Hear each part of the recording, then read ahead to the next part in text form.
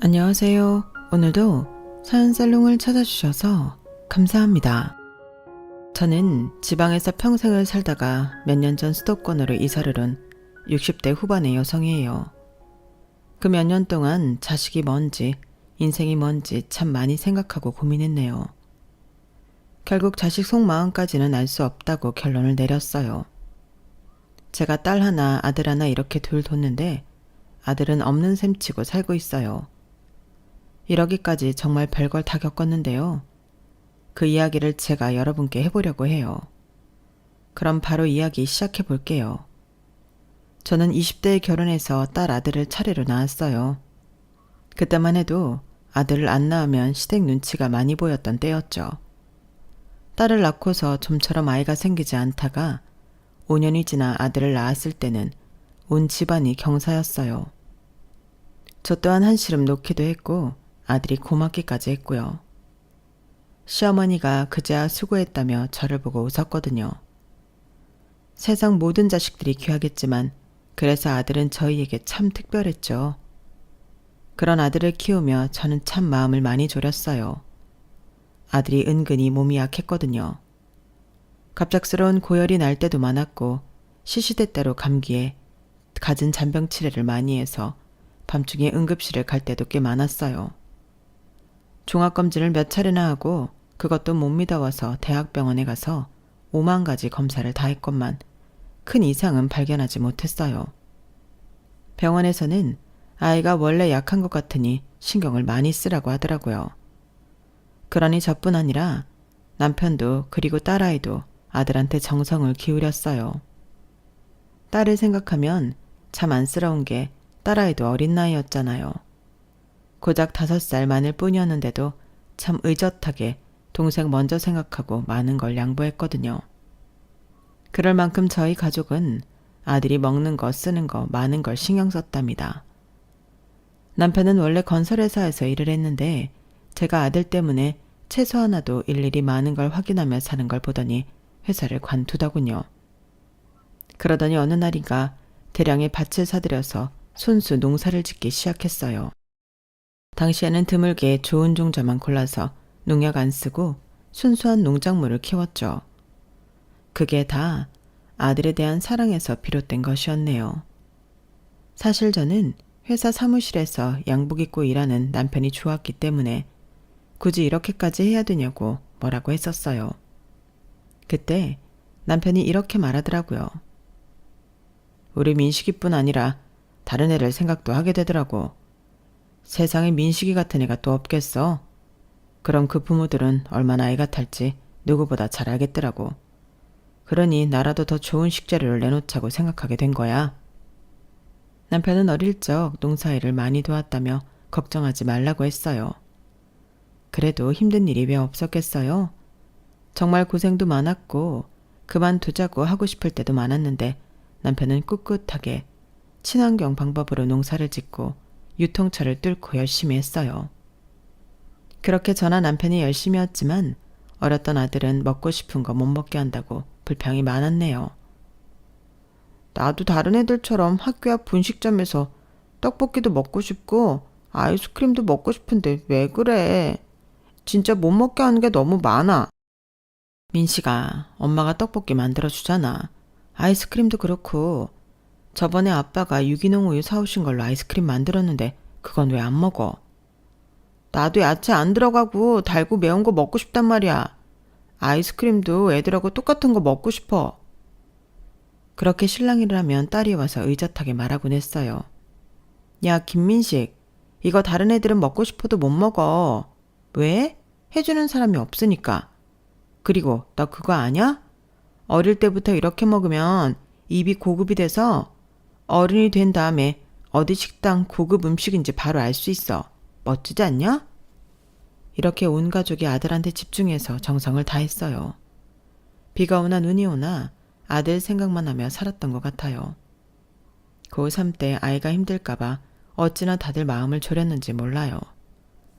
늘 새벽 4시에는 일어나서 아이가 하루 종일 밖에서 먹을 도시락을 일일이 싸고 이미 사회인이 된 딸아이가 매일 애를 학교까지 데려다주고 데려오고 했네요.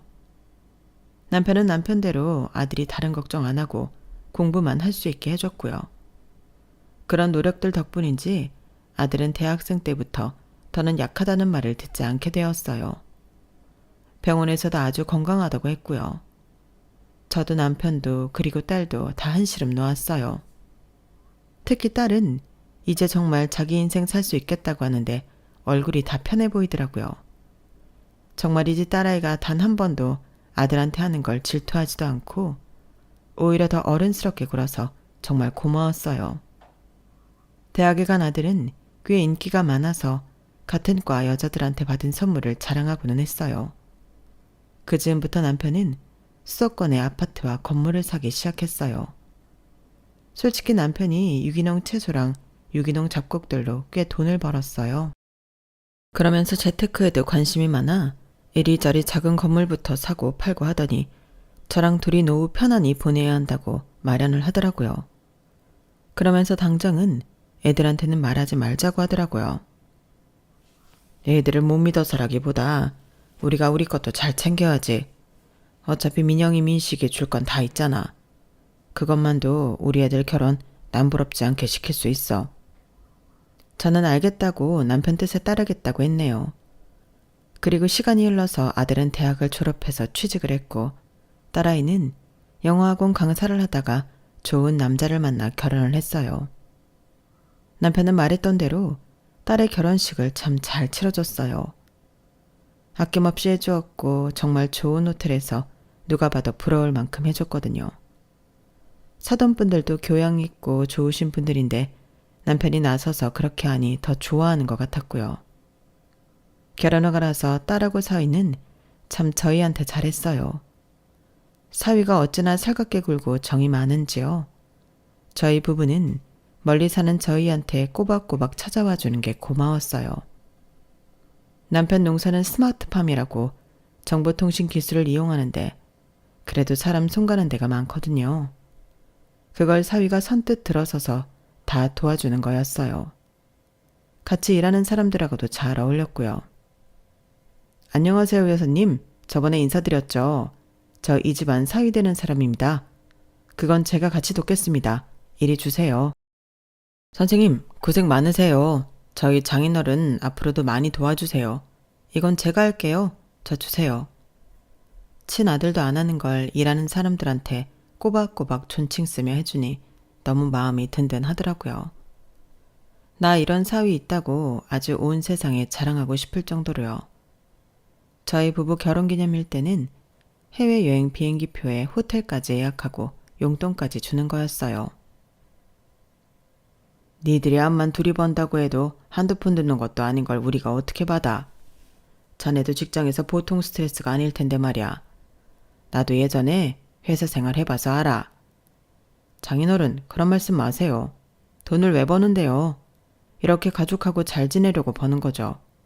농장 걱정은 마시고 며칠 다 있고 쉬다 오세요.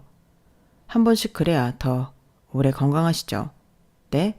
그렇게 하세요. 남편은 그런 사이를 많이 고마워했고 가는 데마다 자랑하고 칭찬을 했어요. 아들한테도 형처럼 잘했고요. 아들은 당시 많이 바빠서 일주일에 한 번 전화나 하고 얼굴을 많이 못 봤었네요. 그래도 약했던 아들이 건강하게 사회활동을 한다는 게 좋아서 그저 지 좋다는 대로 다 해줬어요. 용돈을 보내달라고 하면 지 아빠나 누나 모르게 보내주기도 했고요. 반찬도 주에 한 번은 택배로 보냈어요. 제가 직접 가져가면 그것도 부담스러워해서요. 좀 섭섭하기는 했어도 다들 다 큰아들집 그렇게 자주 방문하면 싫어하는 게 당연하대서 그러려니 했죠. 그렇게 지내던 어느 날 30이 넘은 아들이 결혼할 여자를 데려왔어요. 한의사라는데 우리 아들하고 결혼한다고 하니 좀 의아했어요. 아들이 직장도 그렇고 한의사하고 무슨 연이 있을 것 같지가 않았거든요. 게다가 우리 아들은 그에 비하면 일반 회사 직장인이라 왜 더 좋은 조건의 남자를 안 만나나 싶기도 했죠. 그런데 직접 만나보니 우리 아들을 많이 좋아하는 것 같더라고요. 어머니, 저는 민식 오빠하고 완전 천생연분 같아요. 정말 잘 맞거든요. 이런 아들 낳아주셔서 정말 감사해요. 정화가 이렇게 성격이 좋아, 엄마. 솔직한 말도 잘하고 잘난 척도 안 해. 어머니, 아버지, 저희 지켜봐 주세요. 정말 잘 살게요. 아들이 좋다고 하고 며느리감도 우리 아들이 좋아서 저희한테 예쁜 말만 하니 반대할 이유가 없었어요. 사돈 되실 분들도 우리 아들을 좋게 봐주신 것 같아 좋았죠. 그렇게 일사천리로 아들을 결혼시키게 되었네요. 결혼식 날 멋지게 차려입은 아들이 식장 안으로 들어오는데 어찌나 눈물이 나든지요. 약하게 태어나 온 가족 애를 태우던 아이가 건강한 어른이 되어 신부를 맞이하니 너무나 감격스러웠어요. 아들이 자랑스러웠고요. 저는 아들 좋아해주는 며느리 마음 상할까봐 집에 와도 힘든 일 한번 시킨 적이 없었네요. 그뿐인가요?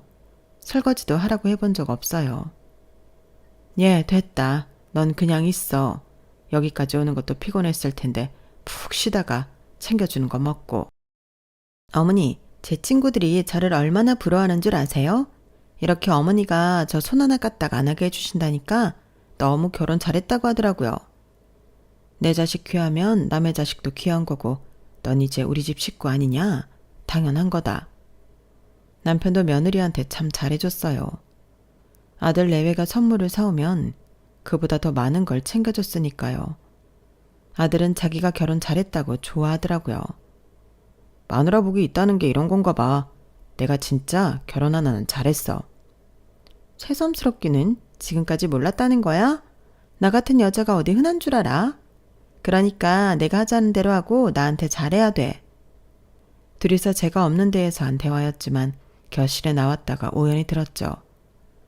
자기가 하자는 대로 해야 된다는 며느리 말이 찜찜하기는 했지만 제가 시어머니라 그런 거겠지 하고 넘겼어요.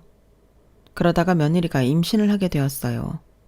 저희는 말할 것도 없고 사돈댁도 무척 좋아했어요. 아들은 자기 마누라가 어떻게 될까봐 아주 조심하는 모습이었고요. 저 역시 며느리 뱃속의 아이가 아들처럼 약하게 태어나기라도 하면 어쩌나. 아니, 태어나기 전 무슨 일이라도 생기면 어쩌나 싶어 집에 오지 말라고 하고 그저 푹 쉬라고만 했어요. 그렇게 며느리가 임신 15주에 접어들 때쯤부터 며느리는 이따금 저한테 전화를 해서 집에 대한 하소연을 했어요. 이렇게 아이가 빨리 생길 줄 알았으면 무리를 해서라도 더 큰 집을 할 걸 그랬어요. 지금 사는 집이 좁지는 않은 것 같은데 그 집 실평수가 20평 정도 되잖아. 어머니, 애들 금방 크잖아요. 저랑 민식 오빠 집 많아서 지금도 공간 없는데 아이 태어나 봐요. 제가 친구들 아이 키우는 거 봤잖아요. 거실 좁고 방 좁으면 아주 엉망이에요. 저는 그 일을 남편한테 말했어요. 남편은 제 말을 묵묵히 듣더니 이러더라고요. 실은 얼마 전 바깥 사돈이 전화해서 나한테 자기가 아는 가게가 어려우니 어디서 돈을 마련할 수 없겠냐고 하더라고. 이게 우리가 재산을 얼마나 갖고 있는 건가 떠보는 건지 뭔지 알 수 없어서 말이야. 그 말을 들으니 어째 감이 이상하더라고요. 쎄하다고 하잖아요. 하지만 저는 제 기분 탓이라고 애써 무시했죠. 그렇게 몇 번 며느리한테 집이 좁다, 힘들다, 병원이 멀다 하는 전화가 오고 나서 아들이 혼자 찾아왔어요. 사실 그때 남편 건강이 많이 안 좋아져서 종합검진을 받고 결과를 기다리고 있었거든요. 내심치 아버지 병문안을 왔다고 생각해서 기특하게 여겼는데 자리에 앉자마자 이러는 거였어요. 엄마, 아빠, 우리 이사갈 돈 좀 해주세요. 기왕이면 강남으로요. 앞으로 애 교육도 생각해야 되잖아요. 강남이면 지금 니네 사는데 팔고 니들이 대출해서 보태도 빠듯하겠구나. 엄마, 그러니까 내가 돈 좀 해달라는 거지. 정화가 많이 힘들어해. 아무리 그래도 이렇게 갑자기 돈을 해달라고 하면 어떡하냐? 우리가 돈이 어딨다고. 남편이 말하자 아들은 인상을 찌푸렸어요. 그동안 정화가 계속 엄마한테 전화해서 말했다는데 뭐가 갑자기예요. 그리고 우리 지금 사는데 빌라잖아요. 빌라랑 아파트랑 값이 얼마나 달라요? 니네 아파트로 이사 가겠다는 거야? 제가 다시 끼어들자 아들은 답답하다는 듯 저를 쳐다봤어요. 엄마, 정화 한의사야, 한의사. 친구들 중에 빌라 사는 집 우리밖에 없대. 그 말 듣는데 내가 너무 미안하더라고. 그리고 앞으로 태어날 엄마 손주 위해서도 아파트가 더 낫지 않겠어? 하다못해 물려주려고 해도 아파트가 나으니까 아파트를 사줄 텐데. 아들 녀석은 그렇게 돈 해달라고 거의 땡깡을 피우다시피 하다가 서울로 가버렸어요. 그때 처음으로 아들한테 크게 서운했네요. 그동안 크고 작은 일에 섭섭한 거야 별거 아니지만 지 아버지 건강검진은 어떻게 됐냐는 말은 입도 뻥긋하지 않고 자기들 돈 달라는 말만 하는데 이게 자식 키우고 떠나보내는 건가 싶을 정도였어요. 며칠 후 남편은 단호하게 말했어요. 우리 이 농사 이제 접읍시다 여보. 아니 당신이 민식이 아플 때부터 평생 해오던 일인데 어쩌려고요. 나는 일선에 일절 안 나서도 돼. 이제 그럴 때도 됐어. 나는 투자만 하는 방식으로 바꾸려고. 전부터 내 스마트팜 하고 싶어하는 사람이 있었는데 그 사람이 돈 많이 쳐준다고 했어. 하기야 당신 앞으로 치료도 받고 하려면 농사 신경 쓸 틈이 없죠.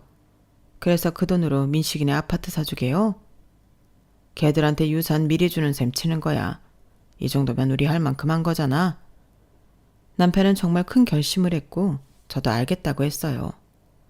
저와 남편은 30여 년을 산 지방 동네를 떠나 수도권 아파트로 옮기기로 했어요. 남편 건강검진 결과가 좋지 않아 주기적으로 병원을 다녀야 했거든요. 신장 기능이 안 좋은데 자칫 잘못하면 크게 문제가 될 수도 있다고 했어요. 아들은 자기네 아파트를 마련해 준다고 하니까 신이 났더라고요. 며느리도 몸이 무겁고 힘들다며 아픈 시아버지 한 번도 들여다보지 않더니 신이 나서 쇼핑을 다닌다고 했고요. 새집 이사 가니까 좋아서 그러는구나 하고 말았어요. 남편은 그뿐 아니라 바깥 사돈 가게에도 돈을 대줬어요. 자기는 큰돈이 없다고 하고 사위 이름을 빌려서 다른 사람을 소개시켜 준 것처럼 했어요. 남편 말로는 바깥 사돈이 무력이 있어 보이고 눈빛이 심상치 않다고 했어요. 내가 돈 좀 있는 거 알면 계속 치댈 것 같아서 이렇게 하는 거야. 어차피 없는 셈 쳐도 되는 만큼만 넣기도 했고 이건 이서방도 알아서 잘했다고 했으니 내 돈인 줄은 모를 거야. 그렇게 저희는 시골집을 정리하고 수도권 아파트로 이사를 왔어요. 이사하는 날 딸하고 사이가 와서 많이 도와줬죠. 그래도 제 살림이니 전부 제 손이 닿아야 해서 참 피곤하더라고요. 나이 들어서는 이사 다니는 것도 못할 짓이다 싶었고요. 딸하고 사위는 저희가 남편 친구네 아파트에 들어와 사는 걸로 알고 있었어요. 나중에 물려줄 때 물려주더라도 일단 그렇게 하기로 했어요. 남편은 며느리가 자기 아버지 닮아서 욕심이 만만치 않아 보인다며 경계하는 것 같았어요. 그래도 뭘 이렇게까지 해요. 우리 아파트 있다고 설마 이것까지 어떻게 하겠어요? 이건 우리 집인데. 그건 모르는 일이야. 만식이만 해도 봐. 지금 많이 달라졌잖아. 그 녀석 아무리 바쁘게 연락이 뜸해도 이렇게 이사까지 하는데 안 오래야? 아니잖아. 생각하면 괘씸한 게 많지만 뭐 이 정도로 해야지. 남편은 이미 며느리 속을 꿰뚫고 있었던 거였어요. 그걸 저만 부모된 마음으로 자식 챙기자고 모르는 척 했었죠. 이사를 하고 보름이 지나도 아들 녀석 집에서 연락이 없어 저는 참다 못해 아들 집에 갔어요. 얘, 출산 준비는 잘 되고 있니? 네 시아버지 아파서 내가 신경을 많이 못 썼구나. 서로 연락이라도 자주 하면서 어떻게 지내나 살펴보자꾸나. 어머님, 아버님도 아프신데 뭐하러 여기까지 오세요. 저 괜찮으니까 얼른 가보세요. 저 멀리 못 나가요. 저는 말도 몇 마디 해보지도 못하고 아들 집을 나와야 했어요. 그 후에는 저도 남편 병간호하느라 바빠 다 잊어버리려고 애를 쓰며 일부러 연락을 안 하고 지냈어요. 손자가 태어났을 때도 가보려고 했더니 아들을 통해 축하금만 보내달라고 했어요. 친정에 와서 제가 가도 있을 자리가 없다나요? 저는 두말 않고 알겠다 하고 남편과 제 이름으로 돈만 보냈어요. 그러는 중 저는 아들 내외한테 섭섭함이 차곡차곡 쌓여갔어요. 그러는 동안 남편의 건강은 조금씩 호전이 되어갔고 딸하고 사위랑 같이 가까운 데에 바람 쐬러도 자주 갔어요. 딸도 사위도 말은 안 하지만 단 한 번도 찾아오지 않은 아들 내외에 불만이 있어 보였어요. 그렇게 하루하루 시간을 보내다가 일이 터졌네요. 제가 손자 얼굴도 보고 싶고 애들이 어떻게 사나 궁금해서 며느리와 아들한테 전화를 걸었어요. 둘 다 안 받더군요. 몇 차례를 해도 안 받길래 무슨 일이라도 났나 싶어 무작정 아파트로 찾아갔어요. 그랬더니 며느리는 문도 열어주지 않는 거였어요. 어머님, 이렇게 배를 막 누르시면 어떡해요? 우리 하준이 막 잠들었단 말이에요. 그걸 내가 어떻게 하니? 나는 니들이 하도 연락도 안 되고 해서 걱정돼서 찾아온 거다. 그렇게 인터폰에 대고 며느리랑 얘기하는데 뒤에서 안 싸던 목소리가 들리더라고요. 안 싸더니 와 계신 줄은 몰랐네요. 그러게 연락을 좀 하고 오시지 그러셨어요. 지금에 막 잠들었어요. 안사돈의 목소리는 또다시 멀어졌고 아이가 좀 칭얼대는 소리가 들렸어요. 며느리는 아주 차갑게 저한테 말했어요. 이렇게 갑자기 찾아오시면 어떡해요? 그러고는 인터폰이 뚝 끊어지더니 문도 열어주지 않고 감감무소식이더군요. 저는 한동안 아파트 현관 앞에 망연자실하게 서 있었어요. 제가 무슨 일을 당한 건지 현실감이 없더라고요. 저는 얼떨떨한 기분으로 집으로 돌아왔어요. 그렇게 멍하니 혼자 거실에 앉아 있는데 남편이 방에서 나와 왜 그러고 있냐고 하더군요. 그제야 저는 눈물이 터졌어요. 한 번 터진 울음은 쉽게 그치지 않더라고요. 그동안 쌓였던 게 터져나오는 건지 그렇게 한참을 엉엉 통곡을 했어요. 울면서 저는 며느리와 안싸돈이 아파트 앞에서 저한테 어떻게 했는지 말하게 됐고 그 말을 들은 남편은 핸드폰으로 어디론가 연락을 하며 방으로 다시 들어갔어요. 제가 울음을 멈추고 좀 진정이 되자 남편은 저에게 물을 갖다 주며 말했어요. 내가 당신 힘든 거 다 갚아줄게. 민식이 그놈 안 볼 수 있어? 내 전화 받지도 않고 지 마누라 치마폭에서만 놀아나는 놈 안 봐도 돼. 우리가 지한테 어떻게 했는데. 아무리 부모가 자식한테 봐드리고 키우는 거 아니라지만 어떻게 이래. 걔가 지 누나나 매형 생일 한 번을 챙겼어? 전화로 빈말로 축하한다는 말이라도 했어. 우리가 아이가 약하다고 너무 오냐오냐 키운 것 같아.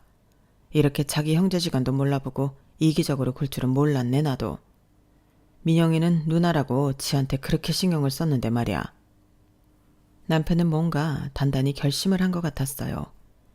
그리고 마지막이 될지도 모른다며 아들한테 전화를 하더라고요.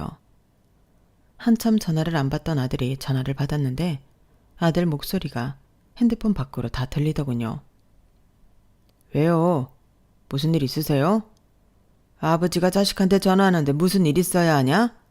이제 너희도 주말에는 집에도 좀 들리고 하면 좋을 것 같은데 말이다. 하준이도 돌이 다 되어가니 왔다 갔다 해도 되지 않겠어? 지금 그럴 정신 없어요. 애 키우는 게 얼마나 힘든데요.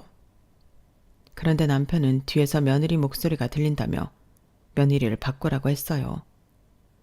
한참 실랑이를 하는 것 같더니 마지못해 전화를 받는 며느리 목소리가 들리더군요.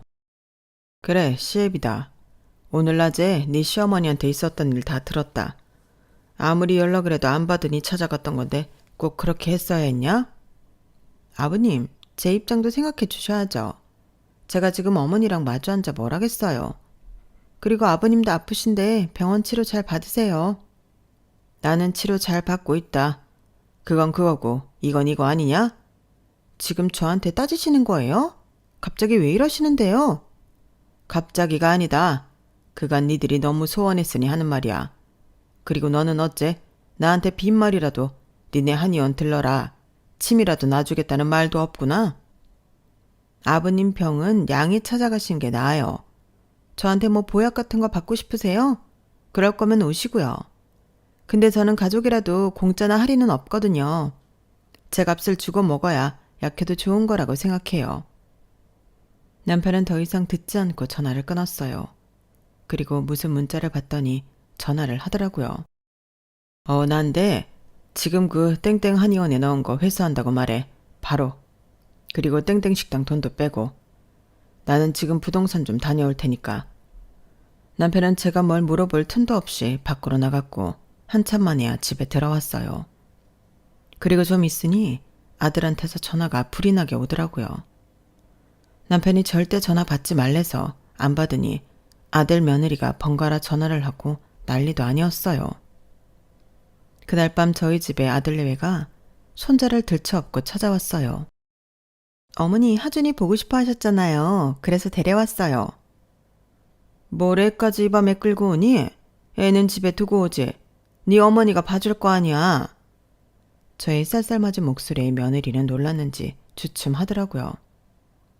아들은 남편이 방에서 나오자 대뜸 성질을 냈어요. 아버지, 이거 너무하잖아요. 갑자기 집을 내놓다뇨. 그것도 어디서 어떻게 알고 찾아왔는지 우르르 이 부동산 저 부동산 몰려와서 난리잖아요. 그러라고 내가 시세보다 더 싸게 내놨다. 대체 왜 그래요, 아버지? 왜냐니? 내 집이다. 내 마음대로 못하냐? 애초에 니네가 내 돈 받으면 상속세 많이 내야 된다고 내 이름으로 했다가 물려달라고 했잖아. 근데 내가 생각이 바뀌었어. 물려주기 싫다고. 그 말에 아들하고 며느리는 혀를 차더라고요. 며느리는 남편을 보며 이렇게까지 말했어요. 됐어, 오빠. 우리 이제 다시는 찾아오지 말자. 그깟 집 우리가 대출해서 구해버려. 그렇게 해. 그게 네 뜻대로 그렇게 쉽게 될 줄 아냐? 남편은 못된 며느리를 어이없는 눈으로 쳐다봤어요. 며느리는 무슨 소린지 모르겠다며 성질을 버럭 내더니 아들과 손자를 끌고 가버렸어요. 저는 그저 한숨만 나왔어요. 저런 애인 줄도 모르고 우리 아들한테 잘해준다고 그저 좋아하기만 했으니까요. 남편도 참담하다면서 말을 잇지 못했어요. 그리고 다음날 아들이 난리가 나서 찾아왔어요. 아버지 어머니, 글쎄 우리 정화 한의원 거기 물리치료 기구니 뭐니 다 누가 가져간다고 난리도 아니래요. 의료기기도요. 정화가 어디서 투자받았다고 했잖아요. 근데 갑자기 다 뺀다고 하다가 돈이 모자라니까 그거 다 가져간대요. 어떡해요? 글쎄다. 그걸 우리한테 말한다고 뭐 어떻게 할 수 있겠어? 누나나 매형한테라도 말하면 안 될까요? 어떻게 좀 해보세요. 아들의 말에 남편이 매섭게 말했어요. 니네 우리가 이제 친구 집에서 살고 돈도 없다고 전화도 안 받고 찾아오지도 않더니 이럴 때는 또 뛰어오는구나. 나는 니네 저번에 이러고 간 후에 더는 안 볼 생각했으니 이러지 말고 가. 아버지 진짜 이러실 거예요? 내가 하고 싶은 말이다. 당장 나가. 남편은 아들을 차갑게 내쫓고 저한테도 전화도 받아주지 말고 찾아가지도 말라고 했어요. 제 마음이 약해질까봐 그런 거였죠.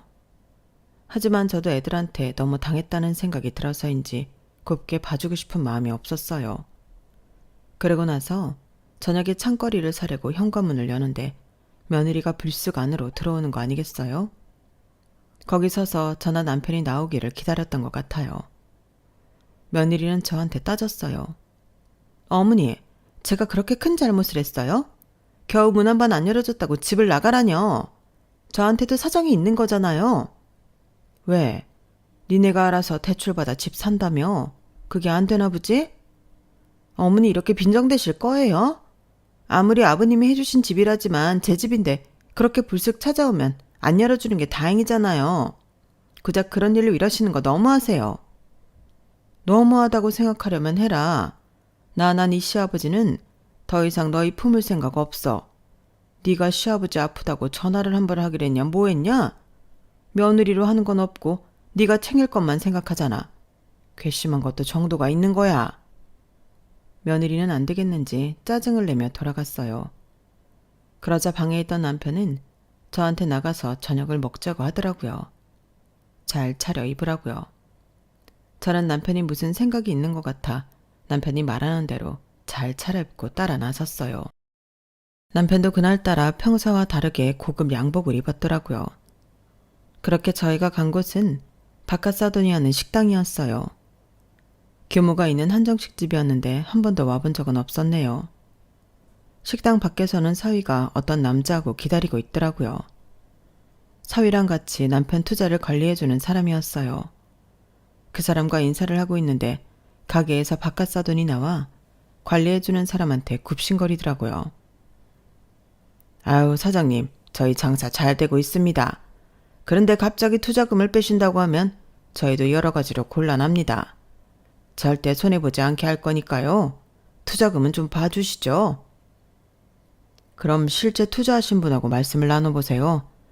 라며 저희 남편을 가리키자 박카사도는 눈이 휘둥그레져서 말을 잇지 못했어요. 지금까지 사장님 식장에 투자해 주셨던 분입니다. 저는 대신 맡아서 한 것뿐이니까요. 잘 말씀해 보세요. 아, 저 사돈께서 정말 제 식당에 투자를 전에 돈이 없다고 하지 않았어요? 이런저런 사정이 있어서 밝히지 못했을 뿐입니다. 그런데 이제는 그 돈 찾아야겠어요. 제가 이 나이 먹도록 애들 잘 키우는 거 하나만 생각하고 살았는데요. 아프다는데도 단 한 번 안부 전화도 없는 녀석들을 위해 왜 그래야 하나 싶습니다. 이제는 아들 녀석 처가가 어떻게 살건 저는 상관없으니까 그런 줄 아시고 얼른 돌려주십시오. 안 그러면 법적 절차 들어가겠습니다. 여보, 우리는 어디 다른 데 가서 저녁이나 먹고 들어갑시다. 이서방하고 박 사장님도 가시죠.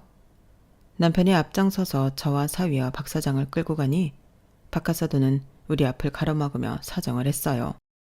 아니 뭐 때문에 그렇게 노여우신지 몰라도 그건 그거고 사업은 사업이지 않습니까? 이러지 말고 냉정히 생각하시죠. 냉정하게 생각한 겁니다. 그동안 그러지 못했고요. 이렇게 매달 적장 안 하고 더는 발전할 기미가 없는데 누가 돈을 넣어놓습니까? 그동안은 사돈이라 어쩔 수 없었지만 이제는 아닙니다. 아, 저리 비키세요. 남편이 단호하게 뿌리치자 박하사돈은 뒤에서 발만 구르며 어쩔 줄 몰라 했어요. 그 후로 며느리는 저희 앞에 와서 무릎을 꿇고 싹싹 빌었어요. 어머님, 아버님, 제가 잘못했어요. 제가 생각이 짧았으니 한 번만 용서해 주세요. 네? 어머님, 저 예뻐하셨잖아요. 제발요. 그래, 나 너 이뻐했지.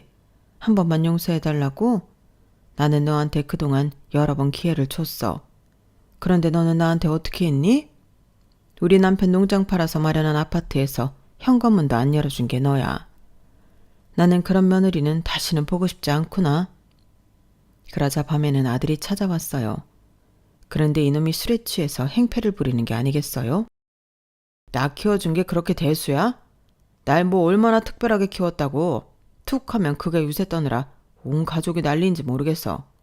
그래서 연락 좀 안 했다고 그렇게 귀한 아들한테 이래도 되는 거야? 우리 나 앉아도 된다는 거야? 아 진짜 너무하잖아. 라며 소리를 버럭 지르는데 안에서 듣고 있던 사위가 나와 아들 녀석 뺨을 철썩 올려붙였어요. 잘했네 이서방. 이서방 아니었으면 내가 치려고 그랬어. 너는 여기 네 누나 남편 네 매형보다도 못해. 알겠어? 어머님, 제가 아들 노릇하잖아요. 처남 아님 김민식 씨는 알아서 그냥 살라고 하세요. 더는 상대하지 말고 들어가세요. 저는 아랫입술을 꽉 깨물고 그 자리를 떠나 안방으로 들어왔고 마무리는 사위와 딸아이가 있어요. 아들은 결국 행패를 부리다가 경찰을 부르자 꽁무니가 빠지게 도망갔어요. 남편은 며느리 한혜원에 들어갔던 돈과 바깥 사돈 식당에 들어간 돈을 다 회수하고 아들 내외도 아파트에서 내보냈어요. 저런 단호한 성격이었으니 그 농사를 크게 일구어내고 수도권의 아파트도 장만하고 건물도 샀겠죠. 아들 내외가 싹싹 빌었지만 두 번도 안 봐준다며 내보냈어요. 결국 아들네는 아파트에서 나와 작은 빌라 월세로 옮기게 되었어요. 솔직히 마음 아프고 도와주고 싶기도 했지만 꾹 참았어요. 그동안 받았던 수모나 냉대를 생각하면 다시 엮이고 싶지 않았거든요. 특히 며느리하고요. 한의사니 의사니 변호사 검사 사자 붙은 며느리나 사위 얻으면 다들 자랑스러워 하는데요. 하나 그럴 거 없다는 게 제 생각이에요. 사돈집은 결국 안 사돈 본가가 있는 지방으로 내려갔고 거기서 이웃 사람들 도움을 얻어 작은 식당을 시작했다고 해요. 그러고 보면 어떻게든 다 먹고 산다는 말이 맞는 것 같아요. 그 후로 며느리는 친척을 통해서 제가 손자를 키워줬으면 하고 애들러 말했다가 남편한테 들켜서 크게 혼이 나고 그 후로 연락을 못하고 있네요. 참 뻔뻔하지 않나요? 아무리 내 며느리지만 참 아닌 것 같아요. 물론 내 손주 낳아준 건 고맙지만요. 어떻게 그렇게 자기 실속만 차리고 살고 별 볼 일 없을 것 같으면 나 몰라라 하는지 너무 이기적으로 자란 애들이 사회를 망치고 있다는 생각까지 드네요. 그러면서 정말 자식 키우는 게 뭔가 하고 애를 쓴 보람도 없다는 마음마저 들었는데 다행히 딸하고 사위가 저희를 많이 위로해줘서 그래도 내 자식 중 괜찮은 애가 있다고 희망을 붙잡고 살아가고 있네요. 남편도 요즘은 건강이 좋아져서 같이 가까운 데로 여행도 다니고 즐겁게 살려고 노력하고 있어요. 아들내미는 글쎄요. 언젠가 볼지도 모르겠지만 아직은 때가 아닌 것 같아요. 둘이 어떻게 할지 앞으로도 지켜볼 생각이에요. 그럼 지금까지 제 사연 들어주신 분들 감사하고요. 다들 행복한 하루 되세요. 여러분, 사연 댓글에 응원과 현명한 조언 부탁드려요. 좋아요와 구독은 저에게 큰 힘이 됩니다. 오늘도 좋은 일 가득하세요.